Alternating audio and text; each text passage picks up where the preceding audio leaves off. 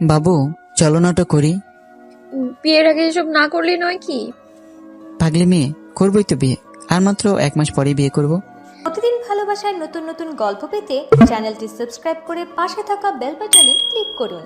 বাবু, চলো না ওটা করি। কি করব? বিয়ের পর বর বউ যেটা করে। যদি ব্লাড বের হয় তখন? আরে পাগলি, কিছু হবে না। প্রথম প্রথম একটু কষ্ট সব মেয়েরাই পায়। তবু আমার ভয় করছে। কায়েস মাধবীলতাকে বুকে টেনে নিয়ে দোগালে হাত রেখে কপালে চুমু দিল। ভয়ে মেয়েটার শরীর ঠক ঠক করে কাঁপছে। কায়েস মৃদু হেসে বলল, ভয় করছে তোমার? প্রচন্ড ভয় করছে। বিয়ের আগে এসব না করলে নয় কি? পাগলি মেয়ে, করবোই তো বিয়ে। আর মাত্র 1 মাস পরেই বিয়ে করব। এই 1 মাস অপেক্ষা করতে পারবে না? প্লিজ মাধবী, না করো না। মাধবীলতা আর না করেনি। প্রচন্ড ভয়ে কায়েসের হাতটা শক্ত করে চেপে ধরেছিল। একটা দামি কামরা বুকিং করলো তাদের দুজনের জন্য।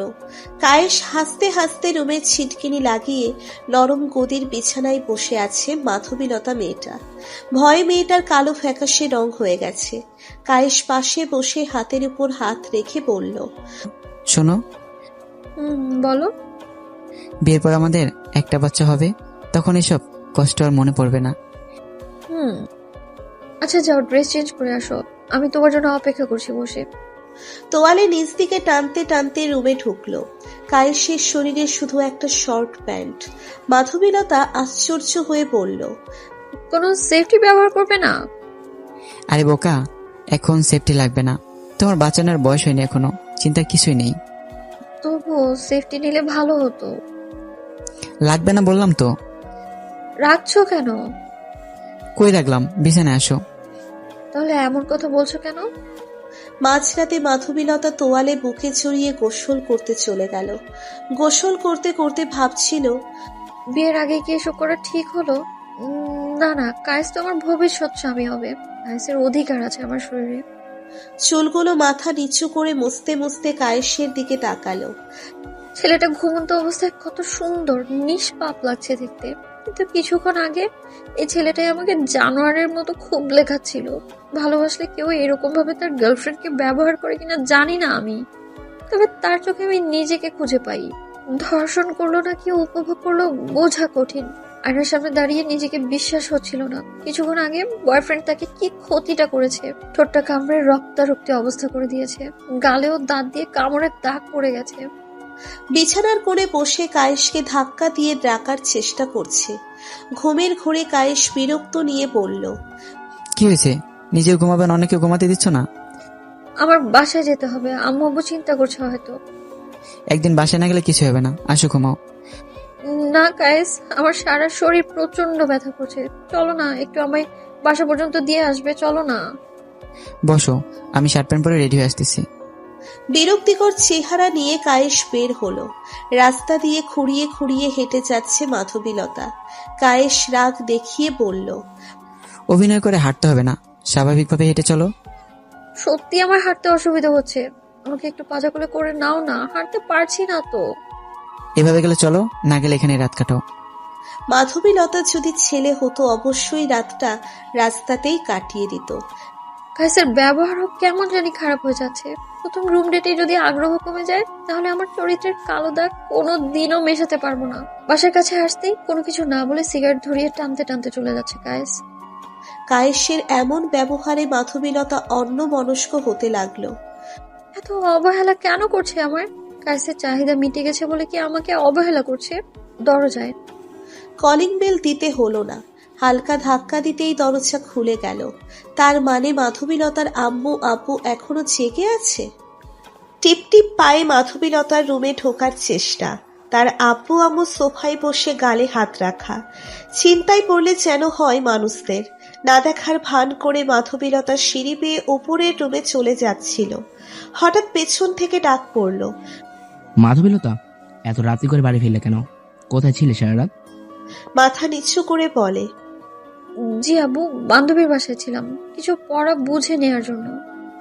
মাধবীলতার আম্মু রেগে গিয়ে বলল, মাঝরাতে পড়া বুঝে নিতে গিয়েছিলি, তাহলে ঘোরাচ্ছিস কেন? ও, বকছো কেন? একটাই তো মেয়ে, হয়তো কোথাও পড়ে গিয়ে ব্যথা পেয়ে গেছে। যাও ঘুমিয়ে পড়ো, কাল তো কলেজ আছে, সকাল সকাল উঠতে হবে। তুমি আর লাইট দিও না। লাইট দিতে দিতে মাথায় তুলে ফেলেছো। বড্ড জেদি মেয়ে আমার, কোনো কথাই শোনে না। বাচ্চা মেয়ে বোঝে কম, একটু তো যেতে হবেই। সারা রাত জেগে কার সঙ্গে যেন কথা বলে, আর তুমি বলছো বাচ্চা নেই। একটু বেশি খোঁজ খবর রাখতে হবে, বলা তো যায় না। হয়তো বান্ধবীদের সাথে কথা বলে, আমাদের মেয়ে মোটেও এরকম নয়, বুঝলে? একদিন ঠিকই এর ফল ভোগ করতে হবে। মাধবীলতার আব্বু আম্মু অন্য রাতের মতোই ঘুমিয়ে পড়ল। একদিকে মাধবীলতার দুচোখে একটু ঘুম ধরছে না, একবার এপাশ আবার ওপাশ ফিরছে নরম বালিশে মাথা রেখে। শরীরের ব্যথার সাথে কায়েসের আচরণ নিয়ে চিন্তায় বিভোর মেয়েটা।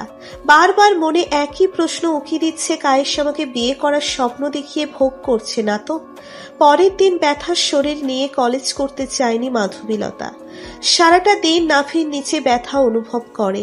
দিনের পর দিন কেটে যাচ্ছে, বাড়ছে কায়েসের শারীরিক ক্ষুধা। প্রতিনিয়ত রুম ডেটের অফার, যা মাধবীলতা একদমই পছন্দ করে না। সপ্তাহে 2-3 বার করে রুম ডেট। ভালোবাসার বদলে মনে হয় যেন ধর্ষণ করছে। একদিন প্রশ্ন করলো, মাধবী কি ভাবছো? 1 মাস হয়ে গেল, কিন্তু তুমি এখনো বিয়ে করতে চাচ্ছ না আমাকে। শুধুই কি দেহের লোভ তোমার? চাকরি পেলেই বিয়ে করব। এনিওয়ে, তোমার চিন্তা করতে হবে না, তুমি শুধু আমাকে একটু আদরের স্পর্শ দিয়ে তাতেই চলবে। আদর নাকি দেহ ভোগ করার কথা বলছো তুমি? তোমার দিব্যি, আমি তোমাকে বিয়ে করব, শুধু চাকরিটা পেতে দাও, তারপর দেখবে তোমাকে রাজরানী করে রাখবো। আমার দিব্যি কাটতে হবে না। এমন কোন সময় নিজের জন্য আমার ব্যবহার করনি তুমি। পিরিয়ড চলাকালীনও তুমি আমার নর পশুর মতো ভোগ করেছো, কিছুই বলিনি, কারণ আমি তোমাকে ভালোবাসি। আমার চোখের জলেরও কোনো মূল্য নেই তোমার কাছে। ভালোবাসায় এ তো একটু একটু হবেই। বারবার ভালোবাসার দোহাই দিয়ে ছেলেটা মাধবীলতাকে বিয়ের নাম করে ধর্ষণ করে যাচ্ছে। এখন আর মাধবীলতাকে মেসেজ অথবা ফোন দেওয়ার গুরুত্ব মনে করে না।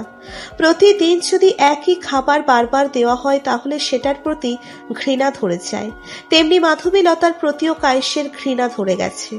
কিছুদিন আগে তার জন্মবার্ষিকী গেল, সেদিন রাত 4টে পর্যন্ত জেগে থেকেও কোনো মেসেজ ফোন পায়নি। মেসেজ ফোন করার থেকেও বড় কিছু আশা করেছিল, যা করলে মাধবীলতা আশ্চর্য হয়ে যাবে।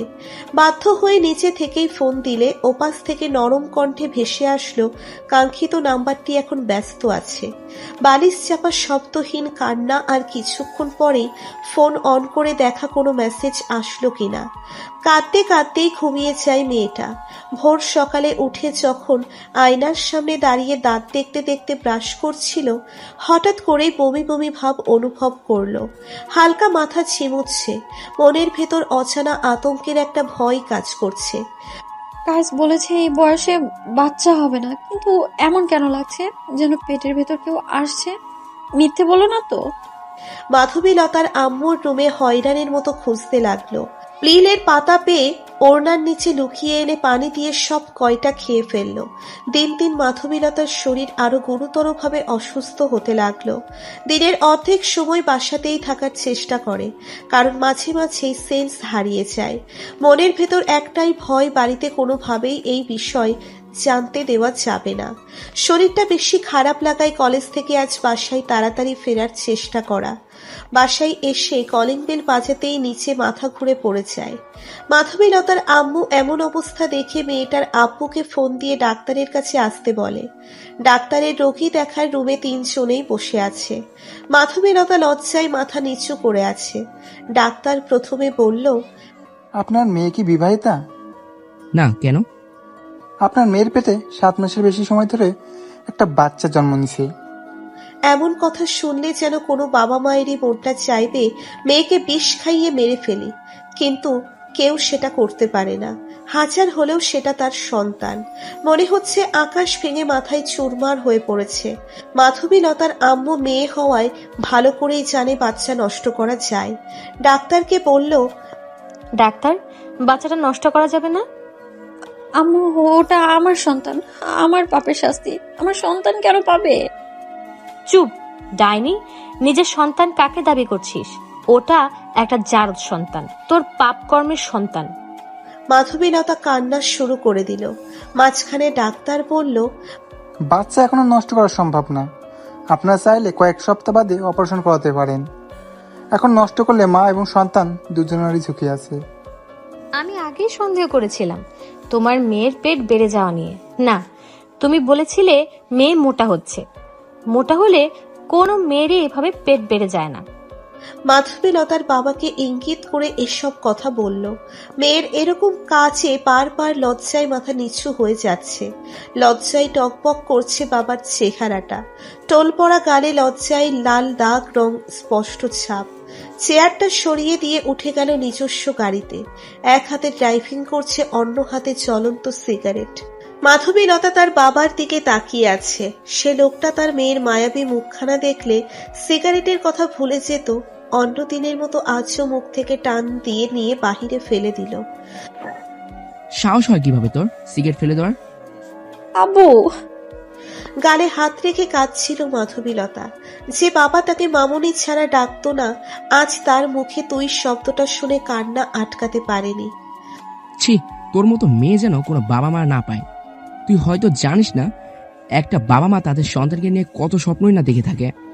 টপ করেই একটা ফোঁটা চোখের জল কালো ছুতোয় ছুঁয়ে পড়ে। সহজেই কোনো পুরুষ কাঁদে না। গাড়িটা থামিয়ে হন হনিয়ে বাবা মা বাসার ভেতরে চলে গেল। নীরব কান্নায় ভেসে দিচ্ছে নরম বালিশটা। সন্ধ্যা পেরিয়ে রাতের অন্ধকার নেমে এসেছে। রুমের সব লাইটটা বন্ধ করানো। পাগলের মতো ছুটে গেল মোবাইল ফোনের কাছে। কায়েশ বারবার মাধবীলতার ফোনটা কেটে দিচ্ছে। সে এখন অন্য মেয়ের জন্য ব্যস্ত। শেষে বিরক্ত হয়ে ফোনটা ধরেই মেজাজ দেখিয়ে বলল, তোমার কি কোনো কাজ থাকে না নাকি? সবসময় এত ফোন দাও কেন? আমাকে বিয়ে করতে পারবা? বিয়ে? কেন? তুমিই তো আমায় বিয়ের স্বপ্ন দেখিয়েছো, অনেক কিছু করেছো আমার সাথে। এখন আমার চরিত্রটা রক্ষা করো। কখন? দেখো, আমি সিরিয়াসলি বলছি, আমি প্রেগনেন্ট। তুমি বলো, এই সন্তানে কি করবা? আমি এখন বিয়েটি করতে চাই না। আর তুমি একটা চরিত্রহীন মেয়ে, আমার সাথে শারীরিক সম্পর্ক করতে পারলে অন্যজনের সঙ্গেও করতে। কায়েস, চিল্লাও কেন? বাচ্চা নষ্ট করে দিলে সমস্যার সমাধান হয়ে যাবে। কায়েশ ফোনটা কেটে দিয়ে সিমটাই ফেলে দিল। মাধবীলতা টেবিল ল্যাম্পের উপর পিল বড়ি দেখে হাতে নিতেই দেখল আউট অফ ডেট হয়ে গেছে পিলগুলোর। সব বাবা মাই তার সন্তানের ভালো চায়। অবশ্যই মাধবীলতাকে তার বাবা মাও একটা সুযোগ দিতে পারে। টিপটিপিয়ে তার আম্মু আব্বুর রুমে চলে গেল। কয়েকটা নখ দিতেই ভেতর থেকে ছিটকিনি খুলে দিল। বিষণ্ণতা মুখে তাকিয়ে আছে তার আম্মু। জড়িয়ে ধরে কেঁদে দিল। আবার কাঁদছিস কেন? যা হবার হয়ে গেছে, আমরা একটা না একটা ব্যবস্থা করবই। সরি আম্মু। পাগলি মেয়ে, চোখের জল মোছ। সরি আব্বু, সরি আম্মু। এখন থেকে তোমরা যা বলবে তাই শুনবো। মাধবীলতার আম্মু আব্বু নিজস্ব কিছু কথা বলল। আব্বু নড়ে চড়ে বসল। হুট করেই তার আম্মু বলল, তোর বাচ্চা হওয়ার ডেট আর কিছুদিন পর। আমরা জারজ বাচ্চাটা ফেলে দিতে চাই। না আম্মু, এসব কি বলো তুমি? হাজার হলেও এটা আমার সন্তান। তুমি কি আমায় মেরে ফেলতে পারবে? এই না বললি যা বলবে তাই করব? আমার সন্তানকে আমি মারতে পারবো না। জারজ সন্তান, এই সন্তানের কি পরিচয় দিবি? যদি বড় হয়ে বাবার পরিচয় চায় তখন কি জবাব দিবি? আমার সন্তানকে আমার পরিচয় বড় করব। লোক সমাজে কি পরিচয় বড় করবি? সবার তো আর জানার বাকি নেই তোর এসব নোংরামির ঘটনা জানার। আমি বুঝবো সেটা। তোর যা ভালো মনে হয়। ওই সন্তান যেন কোনোদিন আমাকে নানি ডাকে না, বিধাতার কাছে এইটাই চাওয়া। প্লিজ আম্মু, একটু চুপ করবা? যদি মেয়ে জন্মই না হতো তাহলে হয়তো সমাজের সামনে মাথা নিচু করে হাঁটতে হতো না। আপু, তুমিও আমায় অবহেলা করছো। আমার একটা বন্ধু ছেলের সাথে বিয়ে ঠিক করছি। মাইনে অনেক ভালো। একবার বিয়ে হয়েছিল, বউ রেখে চলে গেছে। সংসারের কাজ তেমন তোকে কিছু করতে হবে না, শুধু একটা বাচ্চা মেয়ে আছে, তার যত্ন নিতে হবে। একটা ডিভোর্সি ছেলের সাথে বিয়ে?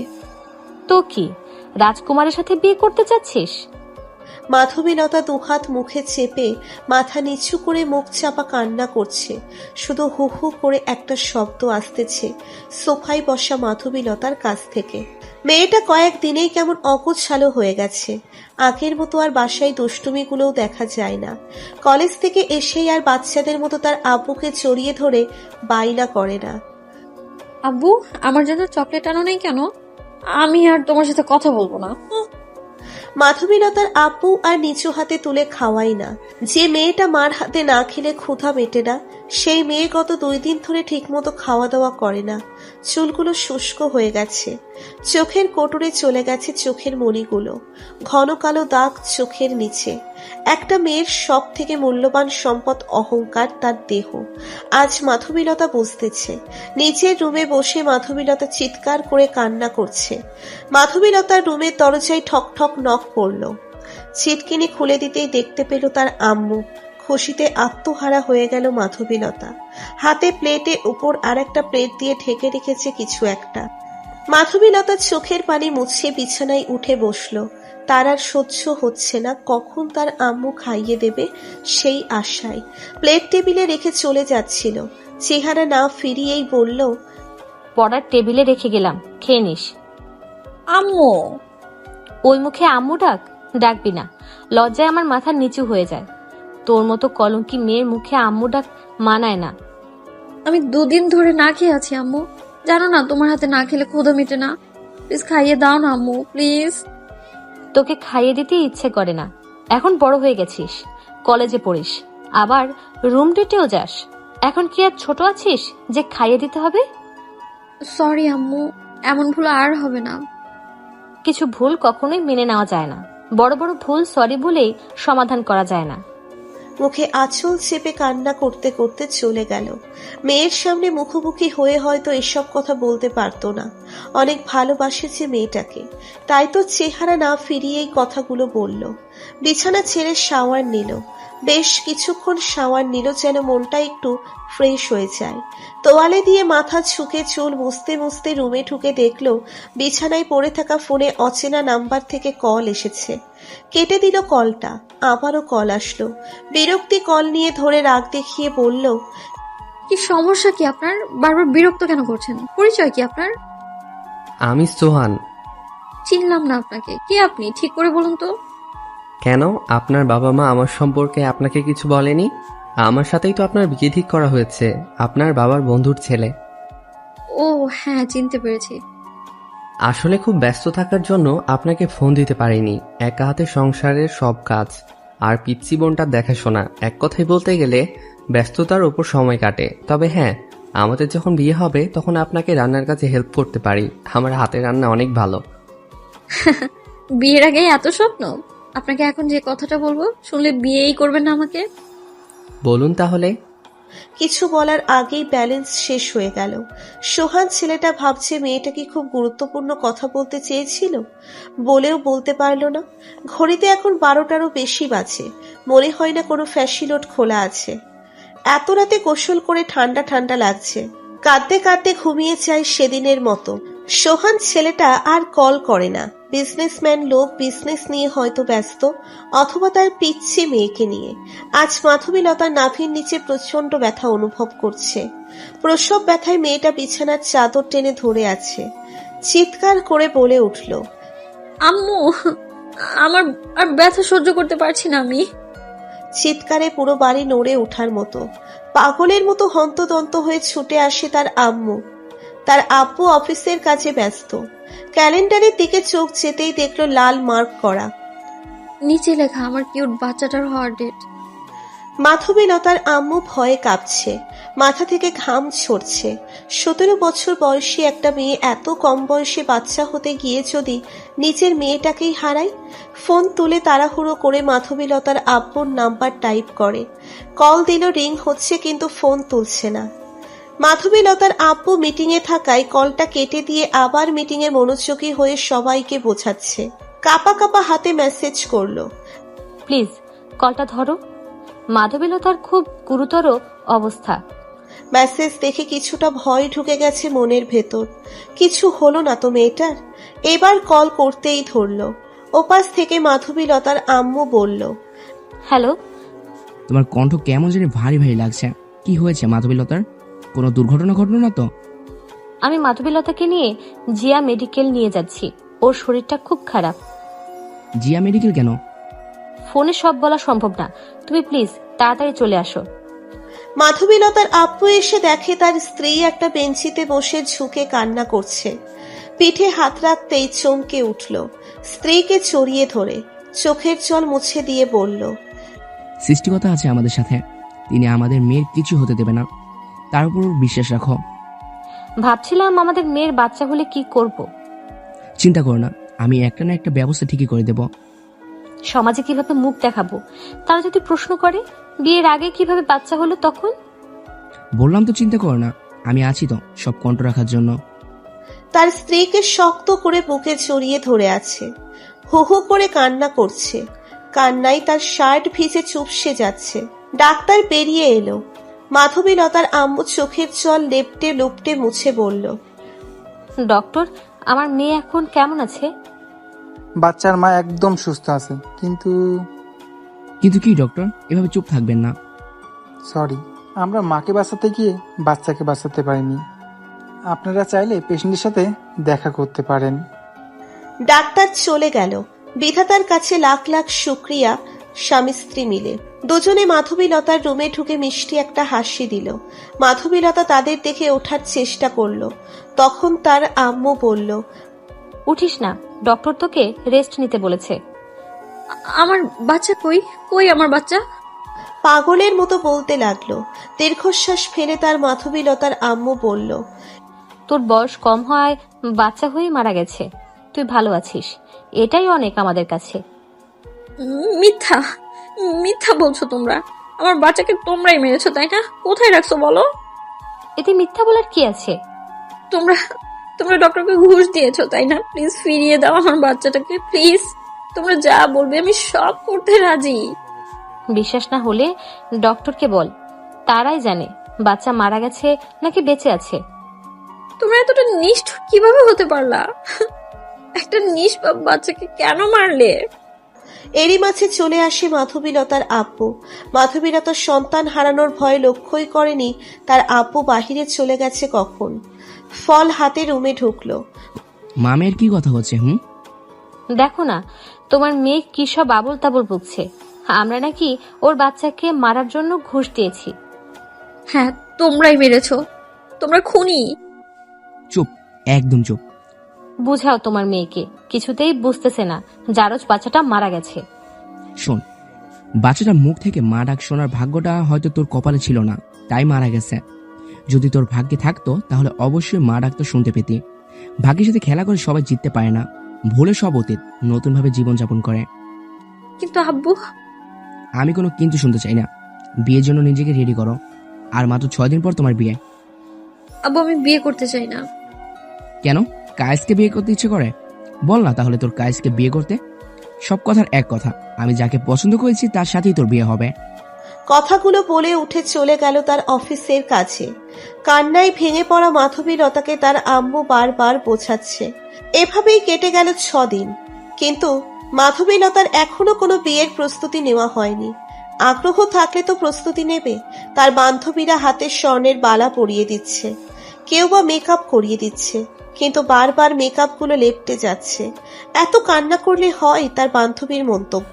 বান্ধবীরা মিটিমিটি হেসে হেসে ফুলশয্যা রাতের দুষ্টু মিষ্টি গল্পের কথা বলছে। বাম হাতে শক্ত করে ধরে আছে বিষের বোতল। হয় কায়েসের সাথে পালাবে, নয়তো বিষ পানে মৃত্যু ঘটবে।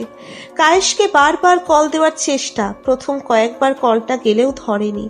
মেসেজ দিল, মরা মুখ দেখার জন্য রেডি থাকো তাহলে। হঠাৎ করেই তার আম্মু রুমে ঢুকে বলল, তোমরা সবাই বাইরে যাও। জি আচ্ছা আন্টি। বাম হাতটা দে। সোহান তোর জন্য স্বর্ণের আংটি পাঠিয়েছে।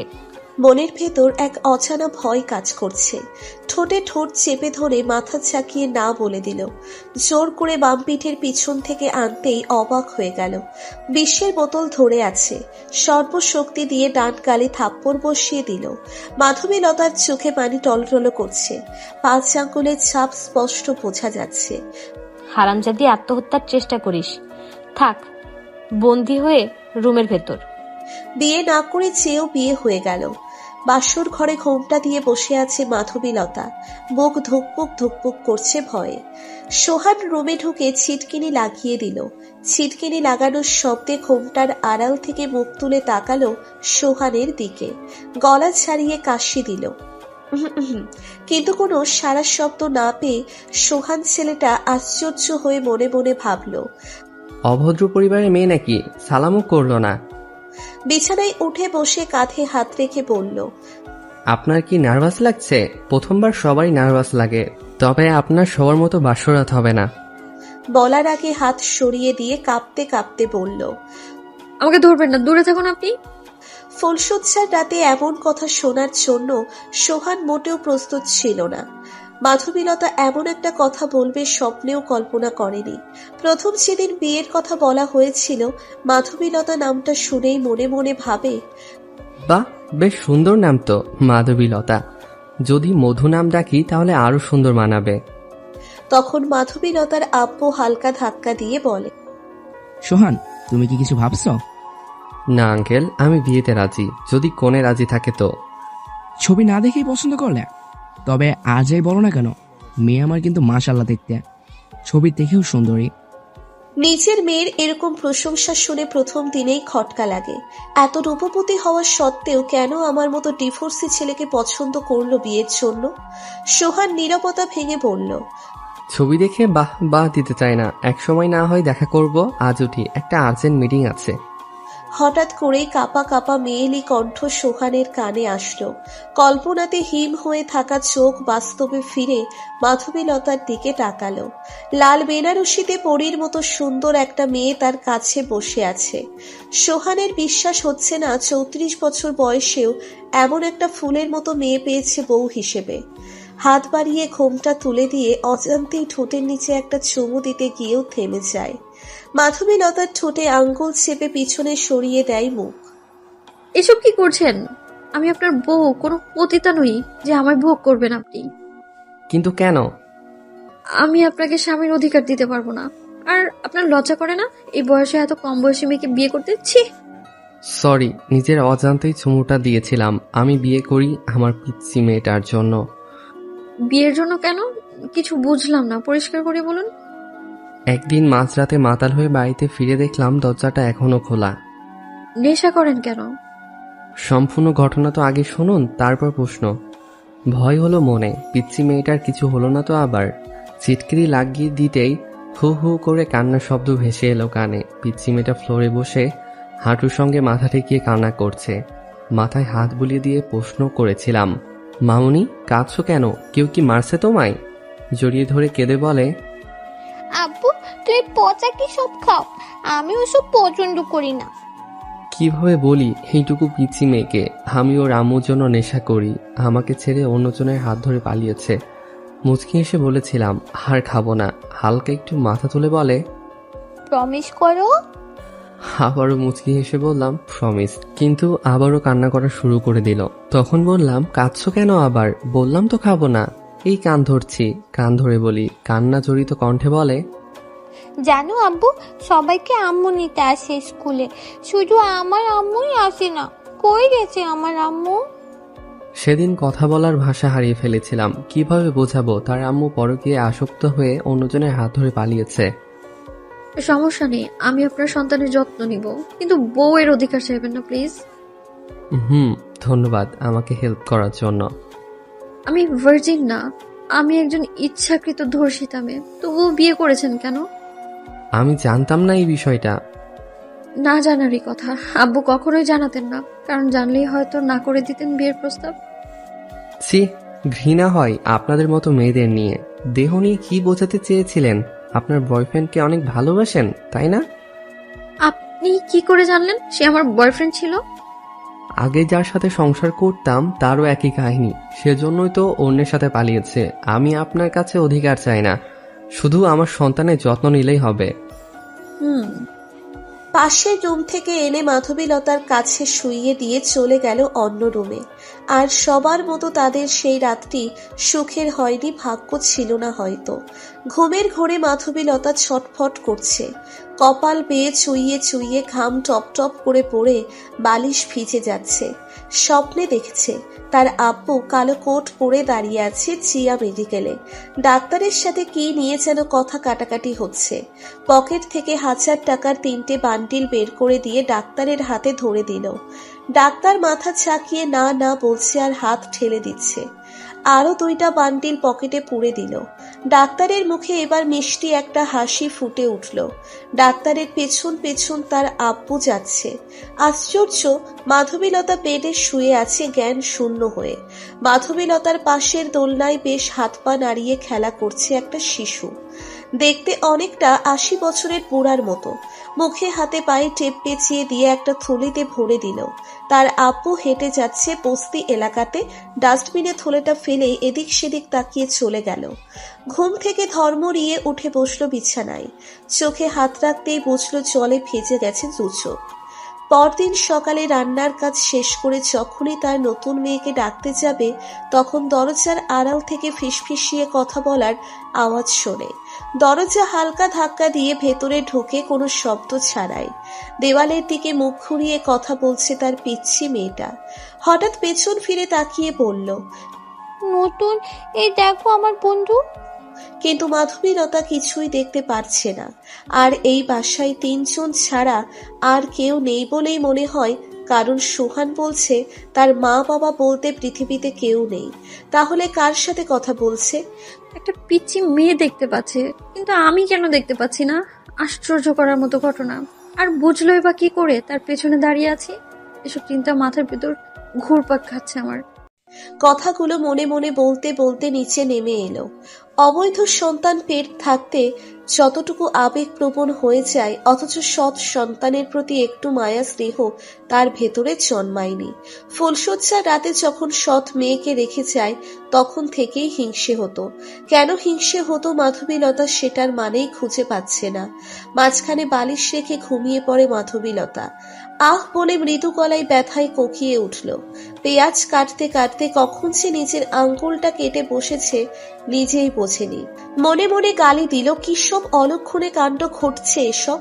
কাল রাতের ভয়াবহ স্বপ্ন, তার সকালে ঘটনা, আবারও মাথায় চিনচিন ব্যথা অনুভব করলো মাধবীলতা।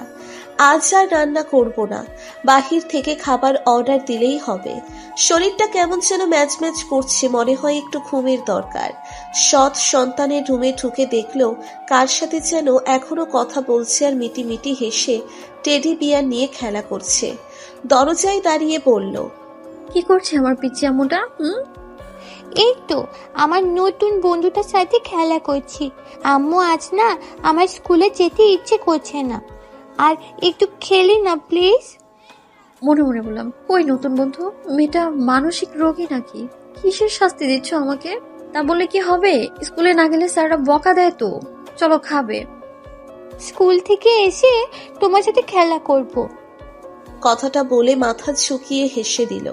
টেডি বিয়ার বিছানার উপর আছড়ে ফেলে দিয়ে মাধবীলতার হাতটা ধরে মুচকি হাসি দিয়ে মাধবীলতা গাল টেনে বলল, তোমার নাকি আম্মু? পিচ্ছিটা ভুরু বাঁকা করে তাকিয়ে রইল। কি ক্যারেক্টার মাইরি, তাই না? নিজের সন্তানের নামটাও জানে না, আবার নিজের সন্তান ভাবলেও ভুল হবে সৎ সন্তান। ভুরু টান টান করেই বলল, জেনিফা। অনেক মিষ্টি নাম রাখছে তো তোমার আপু। জি না, এই নাম আমার দাদু ভাই রেখেছে। শান্তভাবেই সকালের নাস্তাটা শেষ করে স্কুলে রেখে আসে জেনিফাকে। ফিরে এসে জেনিফার রুমটা পরিষ্কার করতে যায়। বাচ্চা মেয়ে, রুমটা হয়তো অগোছালো থাকে, সেটা ভেবেই রুমে ঢোকে। রুমে ঢুকেই ভয়ে বুক কেঁপে ওঠে। জেনিফাকে স্কুলে রেখে আসার আগে টেডি বিয়ারটা তো এরকম ছিল না। টেডি বিয়ারটাকে দেখে মনে হচ্ছে কেউ জানোয়ারের মতো ছিঁড়ে ছিঁড়ে খেয়েছে। রাগ হলে যেমন হয় তেমন দেখাচ্ছে। সব রাগ টেডি বিয়ারের উপর ছাড়লো। ক্রিং ক্রিং শব্দে মাধবীলতা চমকে গেল। সোহানের কল স্ক্রিনে ভাসতেছে। নিজেকে শান্ত করে কলটা ধরল। হ্যালো সোহান, কিছু বলবা? আশ্চর্য, কথা না বলে রেখে দাও, এভাবে বিরক্ত করো কেন? না মানে? কি না মানে? রাখছি। আরে আরে থামুন, আমি মেয়ের প্রতি একটু নার্ভাস ফিল করি। আজ আসতে অনেক রাত হয়ে যেতে পারে। তো জেনিফাকে একটু কাছে কাছে রাখবেন, বিশেষ করে ছাদে একদমই যেতে দিবেন না। টুট টুট কলটা ওপাশ থেকে কেটে দিল। সোহান ছেলেটা একরাশ লম্বা নিঃশ্বাস ছেড়ে কাজে মনোযোগী হলো। খুব শীঘ্রই রাত হয়ে গেল। অবশ্য রাতে ডিনার করার সময় মাধবীলতা একটা বিষয় লক্ষ্য করলো। কার সাথে যেন জেনিফা আবারও কথা বলছে, তবে সাধারণভাবে নয়, রাগী মেজাজ নিয়ে। ডিনার শেষ করে শুয়ে পড়ল বিছানায়। জড়িয়ে ধরে দুটি ছোট হাত দিয়ে জেনিফা। ঘুমের ভেতর থেকেই শরীরটা ঘামতে শুরু করলো। চিৎকার করছে কিন্তু কোনো শব্দ বের হচ্ছে না। একটুও নড়তে পারছে না মাধবীলতা। ঘুটঘুটে অন্ধকার রাজ্যে মনের ভেতর অজানা এক ভয়ের আতঙ্ক। একটা বৃদ্ধা বাচ্চা জেনিফার সামনে দাঁড়িয়ে, পাটা ছোট আর একটা বড়, ইয়া বড় বড় নখ, চোখ দুটো সম্পূর্ণ কালো, যা সাধারণ মানুষের হয় না। হঠাৎ ছোট ছোট হাতগুলো হয়ে ক্রমশ সরু আর লম্বা হচ্ছে, হাওয়াতে সাপের মতো এঁকে বেঁকে ভাসতেছে। কিছু বুঝে ওঠার আগেই বৃদ্ধ বাচ্চাটা লম্বা হাত দিয়ে গলায় পেঁচিয়ে ধরল। দম যেন আটকে যাচ্ছিল, হাত ছাড়ানোর চেষ্টা করছে, কিন্তু বৃদ্ধ বাচ্চার শক্তির সঙ্গে কিছুতেই পেরে উঠছে না। চেহারায় সেই ভয়ঙ্কর হাসি গলা শুকিয়ে কাট করে দিচ্ছে। অবাক করা ব্যাপার হলো, বৃদ্ধ বাচ্চাকে দেখতে কিছুটা 80 বছরের বুড়োদের মতো। অবাক করিয়ে দিয়ে বাচ্চাটার শরীর থেকে সম্পূর্ণ শক্তি শুষে নিচ্ছে, কপালের ভাঁজগুলো মিশে যাচ্ছে, আর আমি একটু একটু করে বৃদ্ধ হয়ে যাচ্ছি। বৃদ্ধ বাচ্চা এক যুবকে রূপান্তরিত হয়ে আশ্চর্য করে দিল। উঠে দাঁড়ানোর শক্তিটুকু হারিয়ে ফেলছে সে। মাজা কোমরে বাতের ব্যথার মতো অনুভূতি বুঝতে পারল। ফ্রক টেনে ছিঁড়ে বুকের উপর ধারালো খোঁচা খোঁচা নখ ডেবে দিচ্ছে। চিৎকার করতে গিয়েও গলা দিয়ে কোনো শব্দ বেরুচ্ছে না। আঙ্গুল কামড়ে ধরে কষ্ট সহ্য করছে। না বলে চিৎকার করে লাফ দিয়ে উঠে বসলো। ঘুমটা ভেঙে গেল। জোরে জোরে নিঃশ্বাস নিতে নিতে জাগ থেকে পানি ঢেলে সম্পূর্ণ একেবারে খেয়ে নিল। টেবিল ল্যাম্পে উপর রাখা ফোনটা ভাইব্রেশন হয়ে কেঁপে উঠছে। কাপা কাপা হাতে রুমাল দিয়ে মুখের ঘাম মুছতেছে। বলল, হ্যালো, কে? কেন, কি হয়েছে? বিছানার অন্য পাশে ফিরে লক্ষ্য করলো কোলবালিশ রেখেছিল জেনিফার ঘুমানোর পর। কোলবালিশ আছে, কিন্তু জেনিফা নেই কেন? মাথায় যেন আকাশ ভেঙে পড়ল। তড়িঘড়ি করে নিচে নেমে এসে কাঁদতে কাঁদতে বসে পড়ল। সোহান গাড়ি পার্কিং করার জন্য আসতেই দেখলো ভিড়। মাঝরাতে এত লোক কেন? কি হয়েছেটা কি এখানে? ভিড় ঠেলে সামনে যেতেই আত্মা কেঁপে উঠল। একটা পিচ্ছি মেয়ে, বয়স আনুমানিক 6 থেকে 7 বছরের মাঝামাঝি। কিন্তু অবাক কাণ্ড হলো, পিচ্ছি মেয়েটাকে দেখতে 80 বছরের বুড়ির মতো লাগছে। গলায় কেউ একজন শক্ত করে চেপে ধরেছিল। 5 আঙ্গুলের স্পষ্ট কালো দাগ দেখা যাচ্ছে। 6-7 বছরের পিচ্ছি মেয়েটার চেহারা দেখে বোঝা যাচ্ছে না এই মেয়েটা কে। কোকড়ানো চুল সাদা হয়ে গেছে, চেহারায় বৃদ্ধদের মতো বয়সের ভাঁজ পড়ে গেছে। বুকের উপরে ধারালো কিছু দিয়ে ভেতর থেকে হৃৎপিণ্ডটা ছিঁড়ে বের করে নেওয়া হয়েছে। পাশে রক্তে ভেজা হাতের আঁচড়ের চিহ্ন। জীবনের মায়া কার না থাকে। অনেক চেষ্টা করেও মেয়েটা নিজেকে বাঁচাতে পারেনি। হাউমাউ করে কেঁদে দিল। এ যে তার নিজেরই দুষ্টু মেয়ে জেনিফা। দেখে চিনতেই পারেনি এটা তার আতুরে দুষ্টু মেয়েটা। বোঝা মুশকিল 80 বছরের বুড়ি নাকি 6-7 বছরের পিচ্ছি মেয়ে। বাসায় ফেরার সময় অনেকগুলো চকোলেট এনেছিল তার আদরের মেয়েকে দেবে বলে। চকোলেট পেয়ে খুশি হবে, তারপর জড়িয়ে ধরে গালে পাপ্পি দিয়ে কোলে বসে বলবে, আব্বু আব্বু একটা গল্প শোনাও না। আচ্ছা, এই মাধবীলতা মেয়েটার বাড়ির দরজায় পা রাখার পর থেকে কি সব অশান্তি আসছে আর আসছে। প্রথমত ভার্জিন না, তারপর আবার বিজনেসে অনেক বড় ক্ষতি, ব্যবসায় লাভ ক্ষতি হবে, কিন্তু আজ মাধবীলতার জন্য নিজের মেয়েটাকে হারালাম। পিচ্ছি মেয়েটার কি দোষ ছিল? তাকে কেন মাধবীলতার পাপকর্মের ফল ভোগ করতে হলো? সান্ত্বনা দিয়ে মাধবীলতা সোহানকে তাদের বাসায় রেখে আসে। ডাইনিং টেবিলে সোহান অন্যমনস্ক হয়ে শার্টের হাতায় চোখের জল মুছতেছে। প্লেট হাতে মাধবীলতা সোহানের সামনে দাঁড়িয়ে বলল, খেয়ে নিন, ডিম ভাজি করছি। হারে একটাও কথা বলবি না। আচ্ছা, তোর কি একবারও লজ্জা করলো না নিজের পাপ কর্মের শাস্তি একটা বাচ্চা মেয়েকে ভোগ করাতে? যেদিন যেদিন তোর মুখ দেখে অফিস গিয়েছি, প্রতিটা দিনই বিজনেস ডিল ক্যান্সেল কেন হয়? ঝনঝন শব্দে রুমটা ভরে গেল।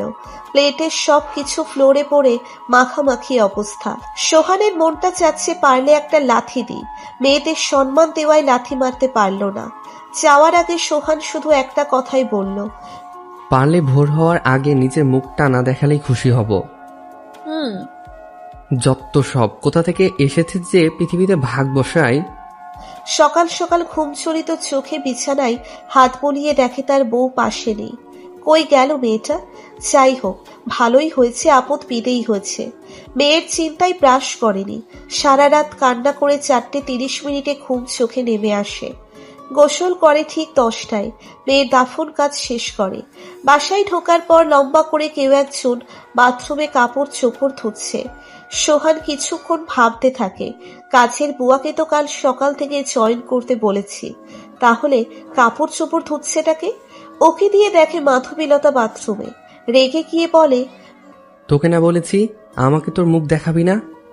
কোথায় যাব? যেদিকে দু চোখ যায় সেদিকে চলে যা, তবুও তোর অভিশপ্ত মুখ আমাকে দেখাবি না। একটার একটা বিপদ লেগেই থাকে তোকে দেখলে। মাধবীলতা কাপড় কাছে বাদ রেখে মাথা নিচু করে কাঁদছে। সোহানের আগে কটমট করতে করতে চলে যাচ্ছিল। হঠাৎ পা পিছলে ফ্লোরে পড়ে সজোরে মাথা আঘাত পেয়ে জ্ঞান শূন্য হয়ে পড়ে থাকে। মাধবীলতা ভয় পেয়ে যায়। কেন বারবার এমন হচ্ছে? কাছের মানুষগুলোকে কেড়ে নিচ্ছে। সোহানের মাথায় পানি ঢেলে জ্ঞান ফিরিয়ে আনে। মাথাটা ঝিমুচ্ছে এখনো। মাথায় হাত রেখে একটু নড়ে চড়ে উঠে বসতে গেলে মাধবীলতা কাঁধে হাত রেখে বলে, আপনার এখন রেস্ট দরকার, উঠবেন না? কেন যাচ্ছিস না চলে? প্রথমে আমার মেয়েকে মারলি, এখন আমাকেও মারার ফন্দি করছিস? যাইনি। মাধবীলতা মাথা নিচু করে চলে গেল। এই 2 দিনে থাপ্পড় খাওয়াটা মাধবীলতার অভ্যেসে পরিণত হয়েছে। ক্রিং ক্রিং শব্দে কেঁপে উঠছে মাধবীলতার ফোন। স্ক্রিনে কায়েসের ছবি ভেসে উঠেছে। কায়েসের নাম্বার দেখেই রাখতে লাগলো। কলটা কেটে দিল, কিন্তু না, এ যেন থামার কোনো নামই নেই। সাইলেন্ট করে রাখলো ফোন। এবার আর কোনো কল আসেনি, সরাসরি একটি ভিডিও মেসেজ আসলো। ভিডিওটা দেখে মাধবীলতা শুকনো ঢোক গিলল। নিচে থেকেই কায়েসকে কল করলো। গাইস, তুমি কি চাও? এভাবে ব্ল্যাকমেইল কেন করছো? আর এই ভিডিওটাই বা কখন করলে তুমি? গোপনে করে রেখেছিলাম, যদি হঠাৎ ক্ষুধা লাগে তখন তো তোমাকে দরকার পড়বে নাকি? ক্ষুধা লাগে মানে? আমি কি পতিতা যখন ইচ্ছে ব্যবহার করবে আমায়? তা ঠিক জানি না, তবে সেলিব্রিটি না হতে চাইলে আরেকটি বার তো বিছানা আসতেই হবে। কি সব আবল তাবল বকছো তুমি? আমার বিয়ে হয়ে গেছে, আমার এখন একটা সংসারও আছে, তুমি প্লিজ ডিলিট করে দাও। আফসোস, কাল সকালে যখন ইউটিউবে দেখবে তোমার আর আমার উলঙ্গ ভিডিও, হয়তো তোমার লাশ ফাঁসিতে চলবে, নয়তো নষ্ট মেয়ে নামে এলাকায় ফেমাস হয়ে যাবে। একবার ভেবে দেখো, যুবক থেকে শুরু করে বয়স্ক লোক তোমার উলঙ্গ দেহ দেখবে আর মজা নেবে। তার থেকে ভালো আর একটি বার। আমি রাজি। কোথায় দেখা করবে তাহলে? রেস্টুরেন্টে নাকি বাসায়? তুমি আমার বাসায় আসো। কোনো চালাকি চলবে না কিন্তু, তাহলে ভাইরাল করে দেব। কিছুক্ষণ নীরবতা রেখে কায়েস ওপাশ থেকে বলে উঠল, না না, সকালে কেন আসবে? তখন আমার স্বামী বাসায় থাকে। তুমি পারলে 12টার দিকে আসো, তখন ফ্রি থাকবো। কেন, তোমার কি অফিস নেই নাকি? তুমি কি আমার বিয়ে করতে চেয়েছিলে? চাকরি পেলে অথচ মাঝখান দিয়ে আমার সংসারে অশান্তি সৃষ্টি করলে। মাঝে মাঝে না মনের মাঝে প্রশ্ন জাগে, তুমি শুধু ব্যবহারের জন্য ভালোবাসতে, তাই না? হ্যাঁ, ব্যবহারের জন্য ভালোবাসতাম। আমি অন্যজনকে ভালোবাসি। তাকে বিয়ের প্রস্তাব দিলে তার বাবা মা বলে যেদিন নিজে পায়ে দাঁড়াতে পারবে সেদিন বিয়ে করার স্বপ্ন দেখবে। জানিস মাধবী, সেদিন অনেক অপমান হয়েছিলাম। তোর থেকে যতগুলো টাকা নিয়েছি সব দিয়ে চাকরির ব্যবস্থা করেছি। ঘুষ ছাড়া এখন কে চাকরি মেলে? আমাকে ছাড়া অন্য কোনো মেয়ে পেলে না? আমাকে কি তোমার শিকার বানাতে হলো? কি অপরাধ ছিল আমার? রাগ। মানে কার উপর রাগ ছিল? তোর উপর রাগ ছিল, খুব অহংকার ছিল তোর। অহংকারের কারণে মাটিতে পা পড়তো না। এক সময় তো সরি বলেছি সবাইকে। সেটাও না, মনে পড়ে প্রথম দিনের কথা? নতুন নতুন কলেজে ভর্তি হয়েছি, ধাক্কা লেগেছিল, ভরা মাঠে থাপ্পড়টা মেরেছিলি, সেই প্রতিশোধের আগুন জ্বলছিল। শুধুমাত্র একটা থাপ্পড়ের জন্য এইভাবে আমায় কলঙ্কিত করলে? নিজেকে নষ্ট আমি মনে হয় নিজের কাছেই। আর আমি এখনো কলেজের মাঠে মাথা নিচু করে হেঁটে যাই, মনে পড়ে যায় পুরাতন কথাগুলো। আবারও সিগারেট খাচ্ছ? তোমাকে না বলেছি সিগারেট খাবে না, আমার এসব পছন্দ না। তো তুমি কিভাবে জানলে আমি সিগারেট খাচ্ছি? আমি যে ভালোবাসতাম তোমায়, আমার মন বলে দেয় তোমার সব কষ্টের কথা।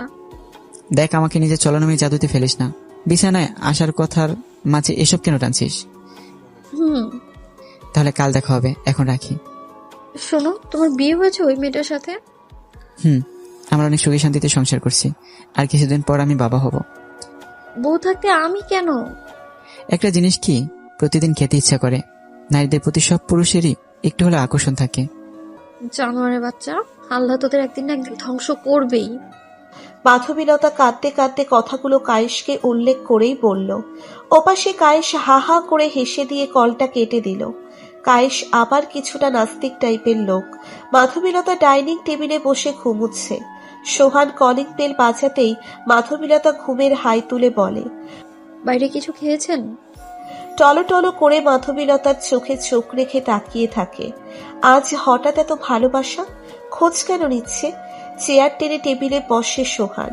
মাধবীলতা প্লেট উপর থেকে সরিয়ে নেয়, খাচ্ছে। মাধবীলতা তখন বলে, কালকে অফিসে যাবেন নাকি মিটিং আছে? হঠাৎ এমন প্রশ্ন কেন? না, এমনি বললাম আর কি। আর একটু ডাল দেবো? কাল থেকে আর রান্না করতে হবে না। এই পোড়া ডিম ভাজি আর টলটলে পানির মতো ডাল খেতে ইচ্ছে করে না। নতুন কাজের বুয়া আসবে, সেই এখন থেকে সব কাজ করে দেবে। আচ্ছা, একটা কথা বলি, কিছু মনে করবেন না। বলেন। বেশ কিছুদিন ধরে উল্টোপাল্টা স্বপ্ন দেখছি। আমি আবার ভূত পেতে ভয় করি। কিছু মনে না করলে বিছানাটা দুজনে শেয়ার করতে পারি? না না, রাগ করবেন না, মাঝখানে কোলবালিশ রাখবো। সমস্যা নেই, তবে ধরার চেষ্টা করবেন না। চাদরটা দুজনের হচ্ছিল না। সোহান লাজুক ছেলে, লজ্জা বেশি পায়। গটিসুটি হয়ে বাচ্চাদের মতো ঠকঠক করে কাঁপতেছে ঠান্ডা বাতাসে। মাধবীলতা সেলিং এর দিকে তাকিয়ে ভাবছিল কিছু একটা। সম্পূর্ণ চাদর তার গায়ে জড়িয়ে আছে। সোহানের এমতো অবস্থা দেখে বাচ্চারার প্রতি মায়া হলো। মাঝখান থেকে কোলবালিশ সরিয়ে দিল। কাঁপতে কাঁপতে জড়িয়ে ধরল মাধবীলতাকে। উষ্ণ গরম অনুভব পেয়ে আরো এটে সেটে গেলে মাধবীলতার সাথে। ঘুমন্ত অবস্থায় কাউকে এভাবে জাগানো উচিত নয়। একটু তো সহ্য করতেই হবে, এমন দুষ্টুমি যেহেতু বিয়ে করাবো। কিন্তু এটা একটু বেশিই হয়ে গেল না? মাধবীলতার বুকে মাথা রেখে ঘুমুচ্ছে। এক ঝটকায় সরিয়ে দিল সোহানকে। ধপাস করে পড়ে গেল ফ্লোরে। মাথায় ব্যথা পেয়ে আউচ শব্দটা বের হয়। মাধবীলতা ধমকানি দিয়ে বলে, ভারী অসভ্য তো আপনি। একা মেয়ে পেলেই সুযোগ তুলতে চান। দেখুন ম্যাডাম, আমি হয়তো ঘুমের মাঝে বুকে রেখেছি, তাই বলে এভাবে কেউ নিচে ফেলে দেয়? অদ্ভুত মেয়ে আপনি। ওয়েট, তার মানে আপনি ইচ্ছে করে বুকে মাথা রেখেছেন? তা না হলে জানলেন কিভাবে বুকে মাথা রেখেছে? এইটা তো বদ অভ্যাস, বুকে মাথা রেখে ঘুমানো। বিয়ে করেছি, এইটুকু সহ্য করতে পারবে না? অন্য কোনো ক্ষতি করব না, প্রমিস। শুধু বুকে মাথা রেখে ঘুমাবেন, তার বেশি কিছু না। বিছানায় শুয়ে চাদর চড়িয়ে বলে, একটু জড়িয়ে ধরি, নয়তো শীত করবে। মাধবীলতা অপেক্ষায় আছে কখন সোহান অফিসে চলে যাবে। বুকের ভেতর একটা ভয় কাজ করছে। যদি ধরা পড়ে যায় কায়েশের সাথে অবৈধ সম্পর্ক করার সময় যা করতে হবে গোপনেই কাজটা শেষ করে দিতে হবে। আয়নার সামনে দাঁড়িয়ে সোহান টাই বাঁধার চেষ্টা করছে। না হচ্ছে টাই বাঁধা, পায়ের পাতায় ভর করে টাই হাতে নাগালে আনার চেষ্টা করছে। সোহানের বুকের নিচে পড়ে থাকে মেয়েটা। হাত ঝটকানি দিয়ে সরিয়ে দিল টাই। রাগে গিয়ে বলল, বাহ, রাতে জড়িয়ে ধরে ঘুমানো আর দিনে অবহেলা, এসবের মানে কি? মানে একদম ক্লিয়ার, আমার কোনো স্বামীর অধিকার চাই না। তার মানে কি সব ব্যবহারের জন্য ছিল? কাল রাতে যেগুলো হয়েছিল সাধারণভাবে ছেড়ে দিব?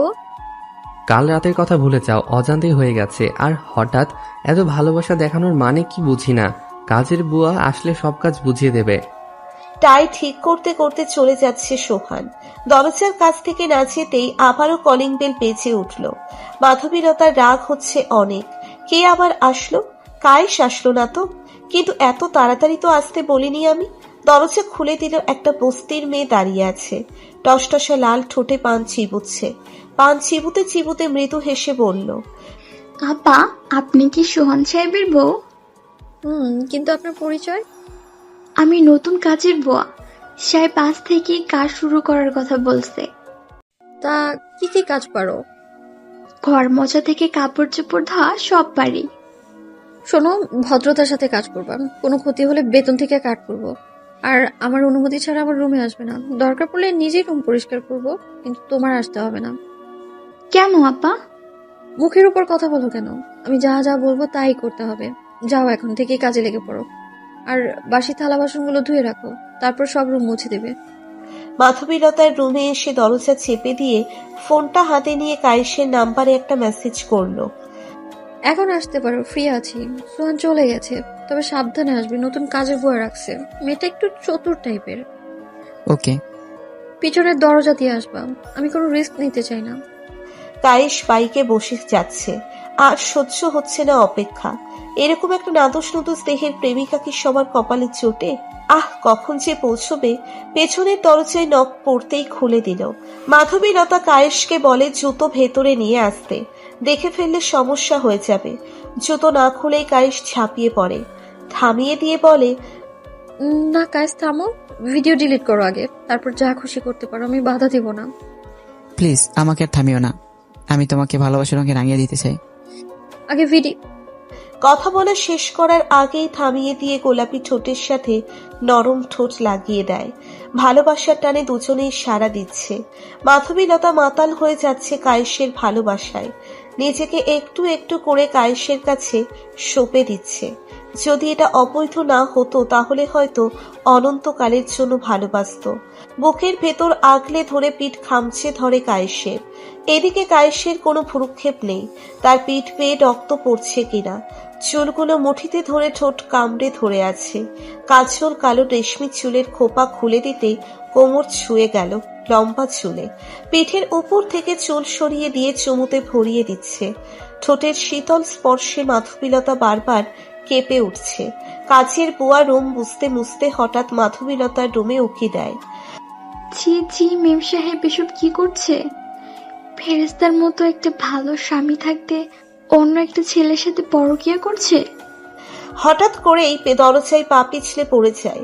দরজাটা সম্পূর্ণ খুলে গেল। দুজনেই একে অপরের দিকে তাকিয়ে আছে। বিছানায় এলোমেলো হয়ে থাকা চাদর দিয়ে নিজের দেহ ঢাকছে মাধবীলতা। তোতলাতে তোতলাতে বলে, তোমাকে বলেছি না আমার রুমে অনুমতি ছাড়া আসবে না? জানো আমি তো চাইলে তোমার চাকরি বাতিল করে দিতে পারি। কাজের বুয়া ভয়ে ভয়ে ফ্লোরে অস্বাভাবিকভাবে বসে আছে। যদি কোনো ক্ষতি করে তার। তোমার দুটি পায়ে পড়ি, প্লিজ এসব কথা কাউকে বলো না। আপনি আমার বড় বোনের মতো। আমার বোন হলে গালে নিজে 2টা থাপ্পড় দিয়ে দিতাম। কত টাকা লাগবে আপনার? আপনার নাকি একটা পিচি ছেলে আছে, তার পড়ালেখার খরচ দেবো আমি। গরিব হতে পারি কিন্তু লোভী নয়। বিশ্বাস করুন আমি বাধ্য হয়ে করছি, কারণ আমায় ব্ল্যাকমেইল। ঠিক আছে, আমি এই বিষয়ে সাহেবকে কোনো কথা বলবো না। আপনারা বড়লোক মানুষ, অনেক কিছুই করতে পারেন, তবে আমাকে এর মাঝে জড়ায়েন না। কাজের বুয়া নিচের কাজে আবারও ব্যস্ত হয়ে গেল। মাধবীলতা ছিটকিনি লাগিয়ে দিয়ে বলে, গাইস এখন তো ভিডিওটা ডিলিট করো প্লিজ। কিছু করতে পারলাম না, ডিলিট কিভাবে করি? তুমি বরং আরেকটু বার সময় খোঁজো। আমার ভয় করছে, সোহান যদি বুঝে ফেলে। যে ছেলে তার বই শরীরে হাত দিতে ভয় করে তার দ্বারা এসব সম্ভব না। তোমার মনের মতো একটা মানুষ আছে, তাহলে আমায় ব্যবহার করে লাভটা কি? কায়েস কিছু না বলে শুধু মাধবীলতাকে বুকে টেনে নিয়ে ঠোঁটে লম্বা একটা চুমু দিয়ে ছেড়ে দিয়ে শার্টের বোতাম লাগাতে লাগাতে চলে যায়। এবার পিছনের দরজা দিয়ে নয়, সামনের দরজা দিয়েই চলে যায়। দরজাটা লাগিয়ে দিয়ে মাধবীলতা কাজের বুয়ার কাছে দাঁড়িয়ে বলে, আপনার নামটা যেন কি? সকিনা। কেন বলেন তো? এমনি জিজ্ঞাসা করলাম, এই আর কি। আপনার হাতের কাজগুলো অনেক ভালো দেখছি, থালা বাসনে মুখটা পর্যন্ত দেখা যাচ্ছে। মালকিন, এটা টিভির অ্যাড না। মিথ্যা কথা না বলে কি বলবেন বলেন। আপনি সত্যি বলবেন না তো? বিশ্বাস রাখতে পারেন। আচ্ছা আপনি কাজ করুন, আমি গোসলটা সেরে আসি, কেমন যেন ঘাম ঘাম গন্ধ বেরোচ্ছে। আচ্ছা আপনি যান, আমি সব কাজ করে দিচ্ছি। আর মালকিন, আমার আজ একটু আগেই ছুটি লাগবে। প্রথম দিনই আচ্ছা, যখন লাগবে আমাকে বলে চলে যাও। জি আচ্ছা মালকিন। মাধবীলতা লম্বা একটা শাওয়ার নেয়। শাওয়ারের নিচে দাঁড়িয়ে চোখের পানি ফেলতে ফেলতে ভাবে, আমার জন্য কতগুলো জীবন নষ্ট হচ্ছে, শুধু একটা প্রেমের জন্য সব কিছু হারাচ্ছি, তবু কেন বারবার কায়েসের জন্য ভালোবাসা জাগে? হয়তো প্রথম প্রেম, তাই ভুলতে পারছি না। সকিনা, সকিনা, এই সকিনা। সামনে এসে দাঁড়াতেই মাধবীলতা বলে, আপনাকে না দুপুরের খাওয়াটা টেবিলে রেডি রাখতে বলেছি। কখন বললেন মালকিন? আমার যতটুকু মনে পড়ে আপনি কখনোই বলেন নাই। সরি, মনে ছিল না, কিছু মনে করবেন। বাংলাতে কথা বললেই খুশি হয়। সরি ফরি বুঝি না, আমরা মূর্খ মানুষ, ওসব বুঝি না। তাড়াতাড়ি খেতে দাও। আচ্ছা মালকিন, আপনার ওসব করতে লজ্জা করলো না? আপনার তো স্বামী আছে। চুপ করো। কেন মালকিন? ছুটি লাগলে নিয়ে নাও, কিন্তু একই কথা বারবার বলবে না। কাজের বুয়া টোপলা ভর্তি করে নিয়ে গেল ছেলের জন্য। মাধবীলতা নিজের রুমে এসে ভর দুপুরে ঘুমোলো। যখন ঘুম থেকে উঠল তখন রাত অনেক বেজে গেছে, প্রায় 12টার কাছাকাছি। একাধারে কলিং বেলের শব্দ শুনে মনে পড়ল সোহান এখনো ফেরেনি। সোহান কি তাহলে কলিং বেল বাজাচ্ছে? দরজাটা খুলে দিতেই সোহান রাগ দেখিয়ে টাই টেনে টুনে খুলে বলে, একটা দরজা খুলতে এত সময় লাগে? আধা ঘন্টা ধরে শুধু কলিং বেল বেজে যাচ্ছে। ঘুমিয়ে পড়েছিলাম। ভোর সন্ধ্যায় কিসের ঘুম? মরার ঘুম ঘুমাও, যত সব। খাবেন না আজ? না, ক্ষুধা নাই। নতুন কাজের বুয়া কি চলে গেছে? দুপুরে ছুটি দিয়ে দিছি। বাহ, প্রথম দিনেই ছুটি দিয়ে লোভ ধরিয়ে দিয়েছ। কাজের বুয়া পছন্দ না হলে নিজেই কাজ করতে পারিস না? তোর আব্বু কল করেছিল কি? না, কেন? আব্বুর কি হয়েছে? তারা ঠিক আছে তো? জানি না, শুনলাম ছাদ থেকে নাকি পড়ে গিয়ে মাথা গুরুতরভাবে ফেটে গেছে। কি এখন বলছেন এটা? একটা তো কল দিতে পারতেন। মহারানী তো ঘুমাচ্ছিলেন, কিভাবে বলি? দরজাটা খুললে তো বলবো। নেশার ঘরে সোহান মাতালের মতো হাঁটতে হাঁটতে রুমে গিয়ে গা এলিয়ে দিয়ে শুয়ে পড়ে। আমি গাঁজাখোর, নেশাখোর হতে পারি, কিন্তু কোনো মেয়ের ক্ষতি করিনি, প্রেম করার স্বপ্ন দেখি না। তবুও মেসেজে এসে কিছু কিছু মেয়ে উল্টাপাল্টা কথা বলে, মনে হয় তারাই নেশাখোর। এই সোহানের কোনো প্রেম নেই মেয়েদের ওপর। টাকার জন্য ভালোবাসা, আবেগ, প্রেম, পছন্দ, সুখ সবকিছুই হারিয়েছি, তাই টাকার পাগল। মেয়েদের দিকে চোখ তুলেও তাকাই না। প্লিজ মেসেজে খারাপ ভাষায় গালাগালি করে অপমান করবেন না।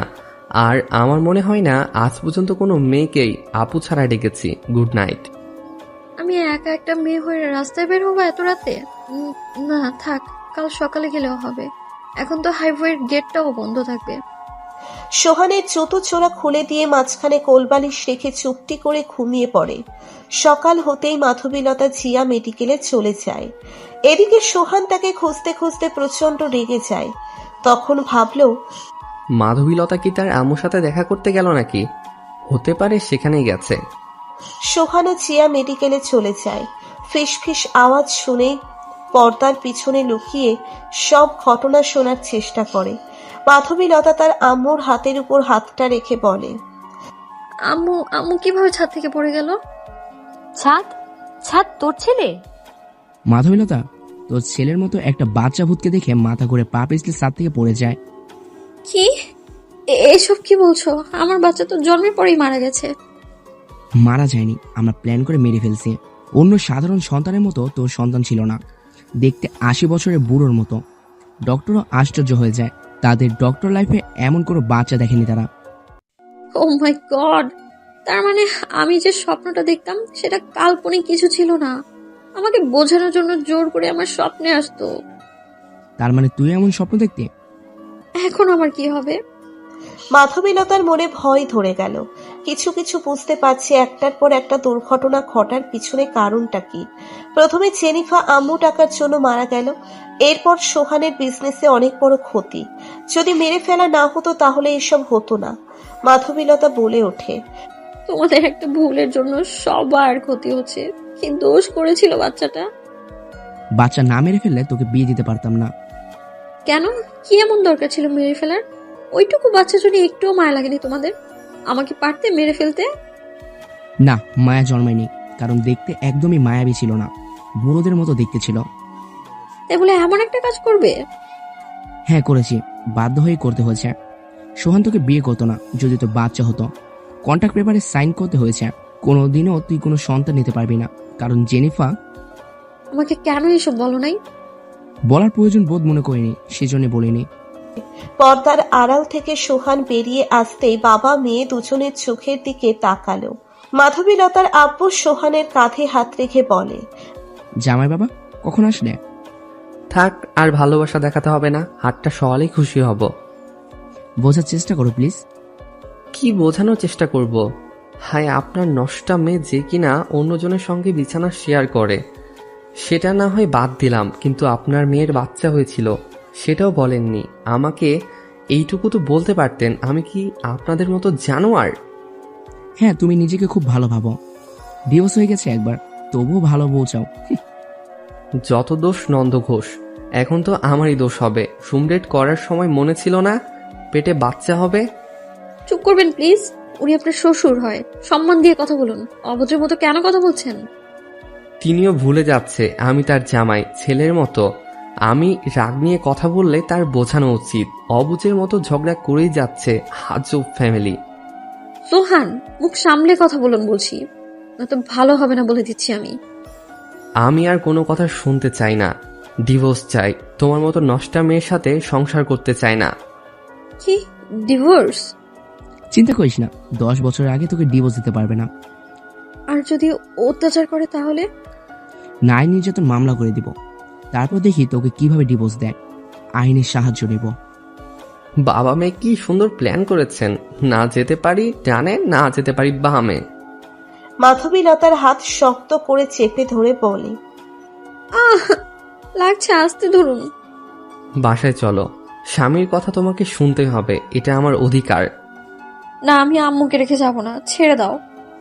খাচ্ছুন্নি, তোর জন্যই। তোর আম্মু মৃত্যুর সাথে খেলা করছে। বাসায় চল, তারপর তোকে সোজা করার ব্যবস্থা করতেছি।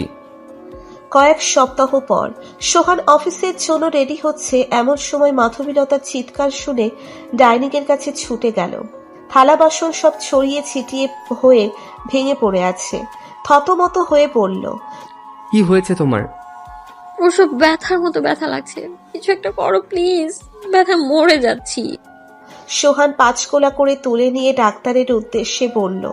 বাহিরে বসে সোহান অপেক্ষা করছে, মাথায় কি সব চিন্তা ভাবনা ঘুরপাক খাচ্ছে। এখনো পর্যন্ত দুজনে পাশ ঘেঁষেও বসেনি। তাহলে কিভাবে পেটে বাচ্চা আসতে পারে? আগে রিপোর্ট আসুক, তারপর বোঝা যাবে কিভাবে কি হলো।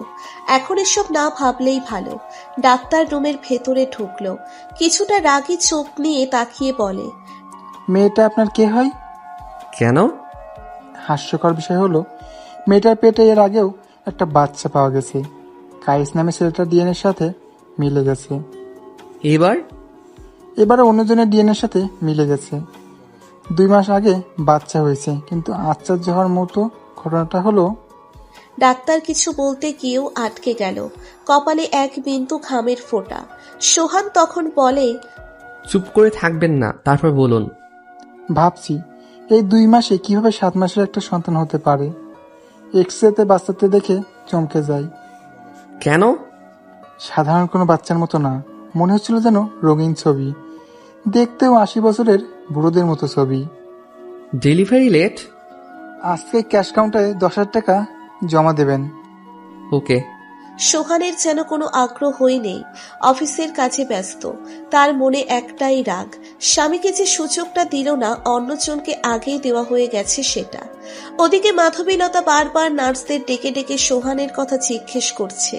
5ম বারের মতো ডাক দিতেই নার্স রাগে টকবগে হয়ে বলল, কি সমস্যা কি আপনার? সোহান নামে কেউ কি এসেছিল? বলছি তো, আসলে বলে দিব, আর মনেও হয় না আসবে। কানটা ঝালাফালা করে দিল। মেয়েটা যত সব পাগলের দল আমার কাপলেই জোটে। সোহান 10,000 টাকা ক্যাশ কাউন্টারে জমা দিয়ে মাধবীলতার কাছে আসে। মাধবীলতা হাতের ইশারায় কাছে ডেকে বলে, পাশে বসবে একটু, কয়েক মিনিট সময় দেবে? বলেন। ক্ষমা করে দাও প্লিজ, তোমার মতো একটা ভালো ছেলের অনেক ক্ষতি করে ফেলেছি। আরে না না, ক্ষমা চাইছেন কেন? এখনো আপনি করেই বলছেন? জানো, আমার কেন জানি মনে হচ্ছে আস্তে আস্তে আমার সময় কমে যাচ্ছে। সোহান কিছু না বলে বাহিরে গিয়ে বসে। চিন্তা একটু একটু তো হচ্ছেই বটে, পায়চারি করছে এদিক সেদিক। হঠাৎ একটা রক্ত ভেজা দেহ, সাদা ধবধবে শার্টটা ভিজে লাল হয়ে গেছে, মুখের এক পাশটা খারাপভাবে থেতলে গেছে। বাবা মা গলা ফাটিয়ে চিৎকার করে কায়েস কায়েস বলে ডাকছে। সোহান ভাবল, এইটা কি সেই কায়েস? মাধবীলতা দেখলে তো খুশির ঠেলায় আত্মহত্যা করে বসতো যদি এটা কায়েস হতো। অপারেশন থিয়েটার থেকে ডাক্তার বেরিয়ে আসলো, চোখে মুখে সোহানের চিন্তার ভাঁজ। ডাক্তারের চেহারাটা কেমন হতাশা প্রকাশ করছে।